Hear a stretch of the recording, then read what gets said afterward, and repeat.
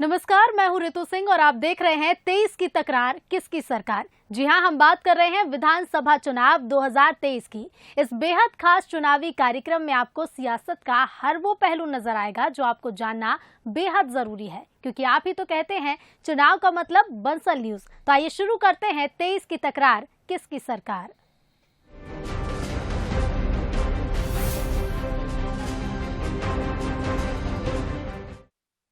और सबसे पहले बात इलेक्शन टुडे की, जिसमें हम आपको उस खबर से रूबरू कराते हैं जो सियासी गलियारों में चर्चा में रही और चुनावों में भी असर जरूर डालेगी। इलेक्शन टुडे में आज की खबर है भारत का बजट। लगातार 5वीं बार केंद्रीय वित्त मंत्री निर्मला सीतारमण ने लोकसभा में आम बजट पेश किया। बहुत ही पुरानी परंपरा को तोड़ते हुए निर्मला सीतारमण ने 2 साल पहले मेड इन इंडिया टैबलेट पर बजट स्पीच पेश की थी। इस बार भी उन्होंने टैब देखकर बजट स्पीच पढ़ी। इस बजट से सभी वर्गों को खुश करने की कोशिश की गई है। आर्थिक विशेषज्ञ इस बजट को नए भारत का बजट बता रहे हैं। Replacing the old political, I know. Replacing. Absolutely. Thank you. Replacing old polluting vehicles. Budget भाषण के दौरान वित्त मंत्री निर्मला सीतारमण थोड़ा कंफ्यूज हो गई, लेकिन बजट में उन्होंने कोई कंफ्यूजन नहीं छोड़ा। 2023 का आम बजट नई नीतियों के साथ नए आयाम स्थापित करने वाला बताया जा रहा है। इस बजट में मिडिल क्लास को सौगात मिली है। अब नए टैक्स रिजिम के तहत 7 लाख रुपए तक की सालाना कमाई तक कोई टैक्स नहीं देना होगा। अभी तक ये सीमा 5 लाख रुपए थी। इसके अलावा अब 3 लाख रुपए की सैलरी को टैक्स फ्री कर दिया गया है। पहले इसकी सीमा 2.5 लाख रुपए तक थी। I propose to increase the rebate limit to 7 lakh in the new tax regime. Thus, persons in the new tax regime with income up to 7 lakhs will not have to pay any tax at all. Corona महामारी से निपटने के बाद आए इस budget को आर्थिक विशेषज्ञों ने समझदारी और संतुलित बजट बताया है। इस बजट में कैसे मोदी सरकार ने आपदा को अवसर में बदला, इसकी भी झलक देखने को मिलती है। तो मोटे अनाज यानी मिलेट के क्षेत्र में भारत दुनिया में कैसे अपना कद बढ़ा रहा है, इसकी भी चमक देखने को मिली। भारत में मिलेट्स के अनेक प्रकार हैं, अनेक नाम है। आज जब मिलेट्स घर घर में पहुंच रहा है, पूरी दुनिया में पॉपुलर हो रहा है, तो उसका सर्वाधिक लाभ भारत के छोटे किसानों के नसीब में है।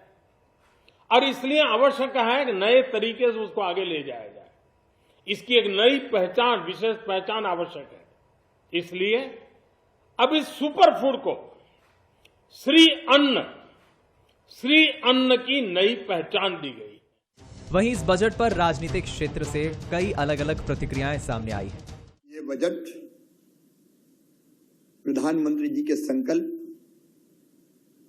आत्मनिर्भर भारत के निर्माण को पूरा करने वाला बजट है।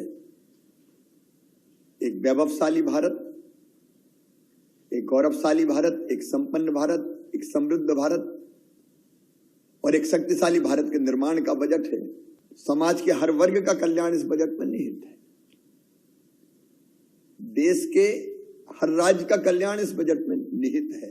भारत सरकार का जो आज बजट पेश हुआ है, उसमें गरीब तबके के लिए सरकार ने कोई विशेष ध्यान नहीं दिया है। केवल मध्यम वर्ग के लिए, वो भी टैक्स में स्लैब बदले हैं, उसके नाम पर लोगों को गुमराह करने का, मिडिल क्लास को भी गुमराह करने का काम किया है। किसानों को कोई अच्छी राहत नहीं दी गई है। इसके साथ ही साथ सरकार पूरी तरह से निजीकरण की ओर जा रही है। राजनीतिक प्रतिक्रिया अपनी जगह है, लेकिन महामारी से उभरने के बाद में जैसी लोगों को उम्मीदें थी, वो पूरी होते दिखी। बजट से किसान, महिला, युवा सहित नौकरी पेशा वर्ग उत्साहित दिखा। इसका असर शेयर बाजार पर भी पड़ा। बजट भाषण के दौरान ही शेयर बाजार में बड़ा उछाल देखने को मिला।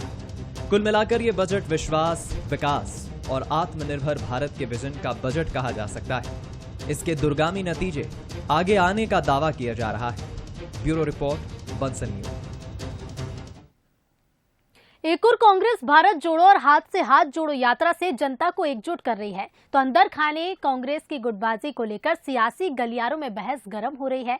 नेता प्रतिपक्ष गोविंद सिंह के पोस्टर से गायब होने को लेकर गृह मंत्री नरोत्तम मिश्रा ने निशाना साधा और पीसीसी चीफ कमलनाथ को स्वयंभू मुख्यमंत्री बताया। तो वहीं इससे पहले इंदौर में कार्यकारी अध्यक्ष को लेकर पीसीसी चीफ और पूर्व मंत्री जीतू पटवारी के बीच वर्चस्व की लड़ाई सामने आई।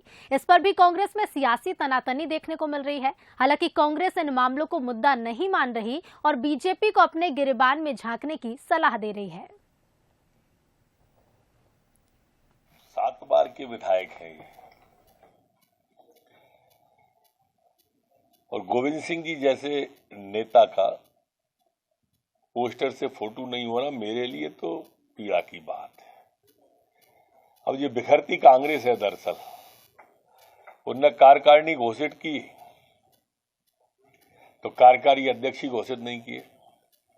कार्यकारी अध्यक्ष कह रहे हैं कि हम कार्यकारी अध्यक्ष हैं, हमसे कार्यकारी अध्यक्ष कहो, और कांग्रेस के अध्यक्ष उनकी घोषणा ही नहीं कर रहे।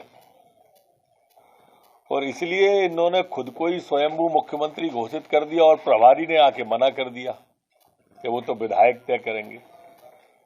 आदरणीय अरुण यादव जी को छत्तीसगढ़ भेज दिया। ये बिखरती हुई कांग्रेस है वर्तमान में। कमलनाथ जी अब कमजोर नाथ हो गए। इस तरह वो कांग्रेस के बारे में बात करने में खुद के बारे में सोचें। भाजपा में स्थिति क्या है? कैलाश विजय भी अलग चल रहे हैं, नरोत्तम मिश्रा अलग खड़े हुए हैं, गोपाल भार्गव खड़े हुए हैं, शिवराज सिंह चौहान कह रहे हैं मैं छोड़ूंगा नहीं, विष्णुदेव शर्मा कह रहे हैं कि मेरे को कब मौका मिलेगा। तो अपने घर की बात देखें। कांग्रेस पार्टी में कोई संघर्ष नहीं है। सर्वमान्य नेता है आदरणीय कमलनाथ जी, वरिष्ठ नेता हैं, और उनके नेतृत्व में मध्य प्रदेश सरकार बनेगी। मान लीजिए आदरणीय गृहमंत्री साहब अपना काम करिए, अपनी पार्टी देखिए, इसमें बुलाइए। और अब वक्त है हमारे बेहद खास सेगमेंट बूथ बाजा का।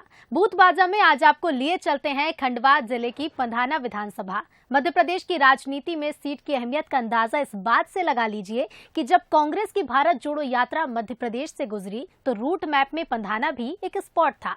इस सीट पर ऐसा क्या खास है, आइए जानते हैं। मिशन 2023 की तैयारियों में राजनीतिक दल लग चुके हैं। वहीं बात करें जनता की, तो जनता भी आने वाले चुनाव के लिए अपना मन बनाने में लग गई है। यहाँ हम आज ऐसी ही विधानसभा में पहुँचे हैं। ये खंडवा जिले की पंधाना विधानसभा जो जनजाति बाहुल्य है। भारतीय जनता पार्टी का यहाँ पर पिछले 20 वर्षों से कब्जा है। जनता के मुद्दों पर बात करने के लिए आज हम पंधाना विधानसभा चलते हैं। जनता के मुद्दे क्या हैं और जनता क्या सोचती है, तो आइए चलते हैं आने वाले विधानसभा 2023 के लिए जनता के मुद्दों पर बात करने। पंधाना विधानसभा सीट मध्य प्रदेश की अहम विधानसभा सीटों में शुमार। ये क्षेत्र आदिवासी बाहुल्य है। महान जननायक टंट्या मामा की जन्मभूमि बाड़ौदा अहीर इसी सीट का हिस्सा है।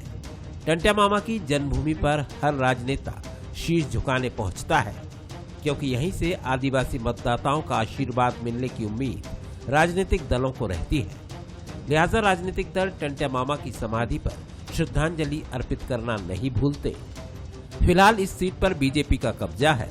राम दागोरे ने 2018 में 23,000 से ज्यादा मतों से जीत दर्ज की थी। ये सीट बीजेपी का गढ़ है, जहां 2003 से लगातार बीजेपी की जीत हो रही है, लेकिन पार्टी ने हर बार टिकट बदल दिए। 2006 में विधायक किशोरीलाल वर्मा के निधन के बाद बीजेपी ने उनके बेटे देवेंद्र वर्मा को टिकट दिया। उपचुनाव में देवेंद्र वर्मा की जीत हुई। सरकार की योजनाएं और बीजेपी की रीति नीति का हवाला देकर एक बार फिर जीत का दावा किया जा रहा है। 2023 के चुनाव में निश्चित रूप से भारतीय जनता पार्टी की सरकार पुनः बन रही है। मेरा जो मेन विजन था उस समय, सड़कों की जो खराब स्थिति थी उनको सुधारना, शिक्षा प्रणाली में सुधार लाना और शैक्षणिक क्षेत्र में अच्छे काम करना। युवाओं के लिए औद्योगिक क्षेत्र मेरा मेन मुद्दा था, जिसके ऊपर मैं अभी भी काम कर रहा हूं। तो हमने एक ITI कॉलेज पास करवाया। हमारे यहाँ एक शासकीय कॉलेज था, तो उसमें सब्जेक्ट्स हमने बढ़वाए हैं ताकि बच्चे दूसरी विधाओं में भी पढ़ाई कर सके। कांग्रेस इस सीट पर कब्जे के लिए बेकरार है। 1998 में आखिरी बार कांग्रेस ने जीत हासिल की थी। कांग्रेस के हीरालाल सिलावट ने यहाँ कांग्रेस का परचम लहराया था। कांग्रेस में इस बार दावेदारों की कमी नहीं है और दावा जीत का ही किया जा रहा है। और पंधाना में विकास नाम का कोई स्तंभ नहीं है, वहाँ पर विकास जीरो है। और सब भ्रष्टाचार है पूरी विधानसभा में। अब हम लोग प्रयास करेंगे कि सभी जिला और शहर कांग्रेस कमेटी के माध्यम से हम लोग सभी जितने भी हमारे कांग्रेस के नेता हैं उनको सबको एक जाजम पर बिठाकर कांग्रेस पार्टी को विजयश्री कैसे दिलाना है हम बात करेंगे। खंडवा जिले की ये सीट अनुसूचित जनजाति के लिए आरक्षित है। 2008 से पहले ये सीट अनुसूचित जाति के लिए आरक्षित हुआ करती थी। विधानसभा क्षेत्र में 2,65,000 से ज्यादा मतदाता है। बीजेपी लगातार विकास के दावे कर रही है। वहीं जहां तक जनता का सवाल है उसकी प्रतिक्रिया मिलीजुली देखने को मिलती है। और हम संतुष्ट है भारतीय जनता पार्टी की सरकार से और माननीय विधायक जी के कामों से भी संतुष्ट है। अच्छा काम किया है उन्होंने इतने कम समय में। कोविड में हालांकि उन्हें समय नहीं मिला काम करने का, फिर भी अच्छा समय और अच्छा काम किया है। जनता उनके काम से संतुष्ट है कि मध्य प्रदेश शासन पूर्ण रूप से कहीं न कहीं आम जनता के साथ में, और माननीय विधायक जी भी लगातार लगे हुए हैं। मेरा ऐसा खुद का व्यक्तिगत अनुभव है कि शैक्षणिक संस्थाओं की बात करें तो 2 CM राइज, फिर वहाँ से चल के पंधाना गवर्नमेंट कॉलेज में सब्जेक्ट बढ़े हैं। ITI कॉलेज की भी स्वीकृति हो गई, उसका भी निर्माण जल्द होना है। तो कहीं न कहीं मुद्दे तो लगातार बने रहते हैं, लेकिन विधायक जी लगभग कार्य को लेकर बिल्कुल सक्रिय हैं। पंधाना में सिर्फ एक शौचालय है, बाकी पूरे शहर में कई शौचालय नहीं है। सड़कें भी पूरी पंधाना शहर की खराब है, गटरें भी नहीं है कुछ जगह पे, और कुछ काम नहीं हुआ है। विकास के दावे हैं तो विकास न होने का आरोप भी है, लेकिन जनता भी तटस्थ भाव से राजनीतिक दलों के दावों और वादों को सुन रही है, क्योंकि फैसला जनता ही करेगी। तो चलिए अब जान लेते हैं पंधाना विधानसभा सीट का सियासी इतिहास क्या है। खंडवा जिले की आदिवासी बाहुल्य सीट है पंधाना विधानसभा सीट। इसके साथ ही जननायक टंट्या मामा से इस सीट की पहचान है। वहीं पंधाना विधानसभा सीट बीजेपी का अभेद किला रही है और 2 दशकों से बीजेपी का ही इस सीट पर कब्जा है। साथ ही बता दें, पंधाना विधानसभा सीट हर चुनाव में बीजेपी जीत के चेहरे सीट पर बदल रही है और बीजेपी के राम दांगोरे इस सीट से मौजूदा विधायक हैं। आखिरी बार साल 1998 में कांग्रेस ने पंधाना में जीत दर्ज की।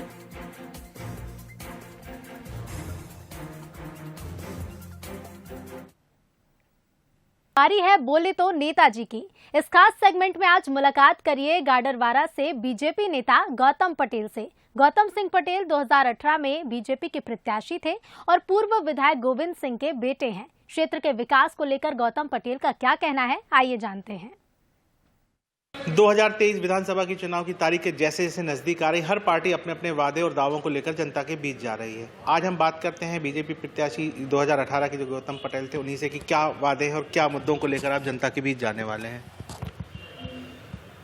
पिछले चुनाव में जनता से जो चूक हुई, कांग्रेस की सरकार बनी जिससे हमारा प्रदेश पिछड़ गया था, मगर फिर से भारतीय जनता पार्टी की सरकार बनी और उसमें जो माननीय मुख्यमंत्री शिवराज सिंह चौहान साहब, हमारे प्रदेश अध्यक्ष विष्णुदत्त शर्मा, उनके नेतृत्व में भारतीय जनता पार्टी सरकार ने जो कार्य किया, क्षेत्र के काफ़ी सौगातें मिली। जैसे शक्कर नदी पर जो डैम स्वीकृत हुआ, एक दुधी नदी पर, जिससे गाडावारा विधानसभा को काफ़ी लाभ होगा, किसानों को काफ़ी लाभ होगा। हमारी बहुत सी ज़मीन सिंचित हो जाएगी, उसमें सिंचाई में फ़ायदा मिलेगा।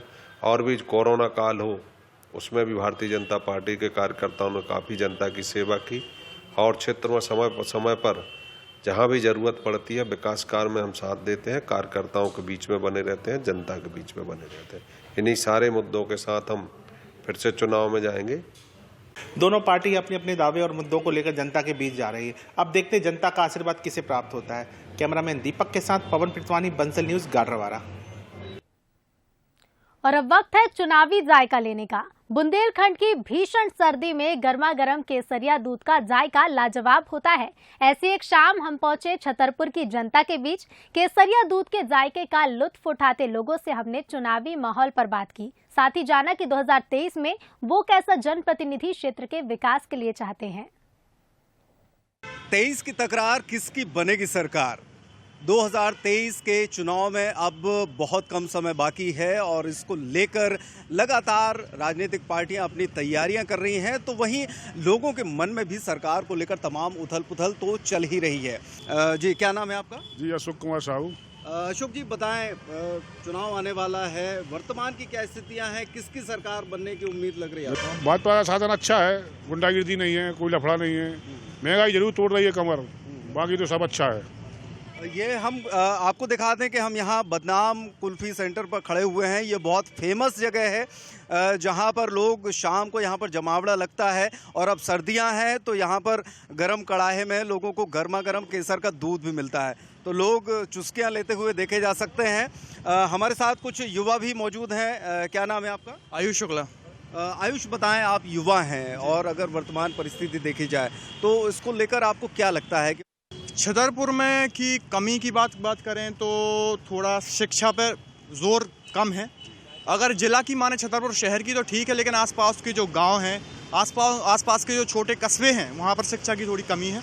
युवाओं को लेकर क्या कहेंगे? युवाओं को लेकर यही कहेंगे कि जो अपने शिक्षा है उस पर थोड़ा ज़्यादा ध्यान देना चाहिए युवाओं को, रोज़गार पे, और सरकार को थोड़ा रोज़गार प्रोवाइड करना चाहिए, कस्बों से लेकर छोटे शहरों से लेकर और जिला स्तर पर सभी जगह। बात की जाए महिला होने के नाते किचन तक अगर चला जाए तो किचन को लेकर क्या महिलाएं खुश हैं या उनकी कोई दिक्कतें हैं सरकार के कामकाज को लेकर? जिम्मेदारियां ज़्यादा हैं, बल्कि ये कहें कि दोहरी जिम्मेदारी है, और एक हाउस वाइफ के लिए भी घर का संचालन करना बहुत कठिन जिम्मेदारी मानी जाती है। क्या महंगाई? जी बिल्कुल, महंगाई इतनी विकराल रूप समस्या धारण कर चुकी है महंगाई कि आज का सामान्य जनमानस बहुत प्रभावित है, और ख़ास तौर से मध्यम वर्ग, निम्न वर्ग।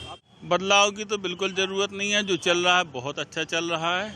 थोड़ा सा जो विचारधाराएं हैं लोगों की वो भिन्न भिन्न हो जाती हैं, और जो इधर उधर के दल हैं वो भड़का देते हैं। चुनाव में जिसको जीतना चाहिए वो हार जाता है, जिसको हारना चाहिए वो जीत जाता है। तो आपको क्या लग रहा है कि रिपीट होगा मामला? मामला तो रिपीट होना चाहिए, इसलिए होना चाहिए कि इससे बढ़िया सरकार न कभी आई है, न कभी भविष्य में आएगी। नेता चेंज होना चाहिए। सर जी, क्या कहेंगे? इस समय बहुत बढ़िया व्यवस्थाएं चल रही हैं, सभी लोग संतुष्ट हैं, जितने लोगों से संपर्क होता है, मिलते हैं, वो उस चीज़ के नेता बदलना तो चाहते हैं, बाकी पार्टी यही चाहते हैं, ये अधिकांश लोगों की विचारधारा है। और अब विंध्य के महत्वपूर्ण जिले सतना से जन का मन भी टटोल लेते हैं। सतना की बात करें तो यहाँ मिनरल्स के भंडार हैं, कई सीमेंट फैक्ट्रियां हैं, जिला अस्पताल, रेलवे स्टेशन, अंतर्राज्यीय बस स्टैंड, यूनिवर्सिटी है, ओवरब्रिज और मेडिकल कॉलेज की घोषणा भी हो चुकी है। तो विकास से जनता कितनी संतुष्ट है और क्या है उनकी उम्मीदें, आइए जानते हैं। महंगाई तो अपने चरम पर है इस समय, हमारा पूरा बजट ही कहना चाहिए बिगड़ गया है। सभी चीज़ें, गैस देखिए, बिजली का बिल, किराने, तेल, जो भी देखो हर चीज़ डबल रेट में आ रही है। तो हमारी कमाई तो उतनी ही है, बट जो महंगाई के कारण जो बजट बिगड़ा है, हम चाहेंगे कि आने वाली सरकार उस ओर ज़्यादा ध्यान दें, क्योंकि मिडिल क्लास बहुत ज़्यादा इफेक्टेड होता है इन सब चीज़ों से।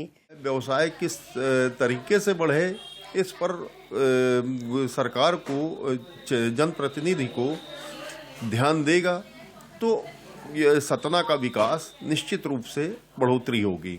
शिक्षा पर, स्वास्थ्य पर, रोजगार पर, इस पर भी बहुत ज़्यादा ये सेंसिटिव मैटर है, इस पर भी सरकार को ध्यान देंगे।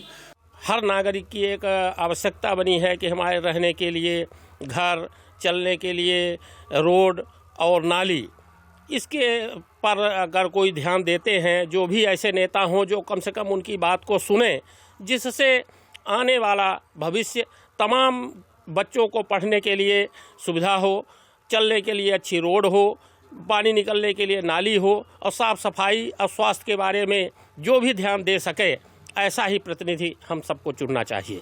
सबसे पहले तो मैं ये कहूँगी, हर इंसान के पास परेशानियाँ होती हैं, और जो आम जनता है, मतलब मध्यम परिवार हैं, गरीब जनता है, उनके लिए महंगाई जो है वो सबसे बड़ी समस्या है। पहले जो गैस सिलेंडर थे वो 400 के आते थे, अब उनकी कीमत बढ़ के 1100 रुपये हो गई है। पेट्रोल के दाम भी बहुत ज़्यादा बढ़ चुके हैं। तो मतलब अपना गृहस्थी चलाना बहुत मुश्किल काम हो गया है आजकल। तो महंगाई पे थोड़ा रोक लगनी चाहिए। शिक्षा की व्यवस्थाएं और स्वास्थ्य संबंधी जो समस्याएं लोगों को आ रही हैं सामने, वो सब कंप्लीट करें, कैसे भी उसको सुलझाएं। और ऐसा प्रतिनिधि होना चाहिए जो लोगों को सुने, समझे, अपनी ही बातें बस ना करते रहे, हम लोग की भी सुने और सतना का विकास अच्छे से अच्छा कर सके। जैसे हमारा राशन है, तेल है, ईंधन है, कम से कम उन चीज़ों को तो कम से कम सीमित महंगाई दर पे रखें, क्योंकि यही चीज़ें महंगी हो जाएंगी तो मतलब ये बेसिक चीज़ें यही महंगी हो जाएंगी तो आम जनता कैसे सरवाइव करेगी। बहुत अंतर है, 4-5 साल में तो डबल हो गई हर चीज़ में। गैस सिलेंडर ही आप देख लीजिए, 400 रुपये था तो आज 1100 रुपये हो गए, 1077 रुपये हो गया है। तो कम से कम जनप्रतिनिधि से सिर्फ यही उम्मीद है कि कम से कम महंगाई रेट को थोड़ा सा गृहिणियों के लिए तो कम से कम ध्यान रखें उस चीज़ का। तो ये तो था सतना के जन का मन। चलिए इसी के साथ 23 की तकरार किसकी सरकार में फिलहाल इतना ही। देखते रहिए बंसल न्यूज। नमस्कार।